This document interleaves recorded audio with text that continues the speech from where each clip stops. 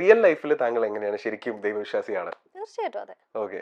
അപ്പൊ അതുകൊണ്ട് തന്നെ ഇത് വന്നപ്പോഴത്തേക്ക് ഒരു പ്രത്യേക സന്തോഷം അതെ, ഉണ്ടായിരുന്നായിരിക്കും അതൊരു നിമിത്തം. ഇപ്പൊ ഇതിനകത്ത് പ്രോജക്റ്റിൽ വർക്ക് ചെയ്യുന്ന പലരും ഞങ്ങൾ പറഞ്ഞു അത് എല്ലാവർക്കും കൂടി ഇരുന്നിട്ട് ഒരു ഡിസ്കഷൻ പോലെ നമുക്ക് ചാനലിൽ ചെയ്യാം. കാരണം എല്ലാവർക്കും ഓരോരോ നിമിത്തങ്ങൾ ഉണ്ടായിരുന്നു. അതായത് ഒന്നെങ്കിൽ ആരെങ്കിലും അവിടെ പോകാൻ പ്ലാൻ ചെയ്തപ്പോഴാണ് കോള് വരുന്നത്, അല്ലെങ്കിൽ പോയി വന്ന ഉടനെയാണ് വരുന്നത്, അല്ലെങ്കിൽ എനിക്കാണെങ്കിലും മൂകാംബിക ദേവിയുടെ അവിടുത്തെ ഒരു 12 ചിത്രങ്ങൾ അതിന് ലാലേട്ടനാണ് അത് നേത്രോന്മീലനം ചെയ്തത്. ആ പ്രോജക്റ്റിൽ ഞാനും നമ്മുടെ ഒരു ട്രസ്റ്റാണ് അത് ചെയ്യുന്നത്, ഋതംഭര എന്ന് പറഞ്ഞത്. അപ്പൊ അതിന്റെയൊക്കെ ഭാഗമായി നിൽക്കുമ്പോഴാണ് എനിക്കും ഈ വിളി വരുന്നത്.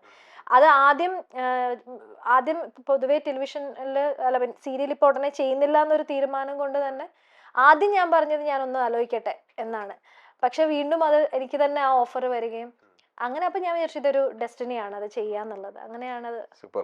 ഈ സിനിമയിലേക്ക് വരാൻ, അതായത് പ്രത്യേകിച്ചും സീരിയൽ രംഗത്ത് നിന്ന് സിനിമയിലേക്ക് വരാൻ എനിക്ക് തോന്നുന്നു വളരെ അപൂർവം പേർക്ക് ആ ഒരു രീതിയിൽ പറ്റിയിട്ടുള്ളൂ. ഇപ്പൊ ആശ ശരത്തൊക്കെ എടുക്കുകയാണെന്നുണ്ടെങ്കിലും സീരിയലിൽ നിന്നാണ് സിനിമയിലോട്ട് വരുന്നത്.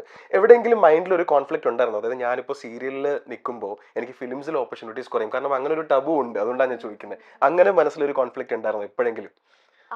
അങ്ങനെ എനിക്ക് ആദ്യം ഞാൻ ഇതിനു മുമ്പും പറഞ്ഞിട്ടുണ്ട്, എനിക്ക് സത്യത്തിൽ സീരിയൽ വളരെ പോപ്പുലറായി ഹിറ്റായി നിന്ന സമയത്ത് എനിക്ക് നായികാവേഷങ്ങൾ വന്നിട്ടുണ്ട് സിനിമയിൽ നിന്നും. അതും തമിഴിൽ നിന്നും മലയാളത്തിൽ നിന്നും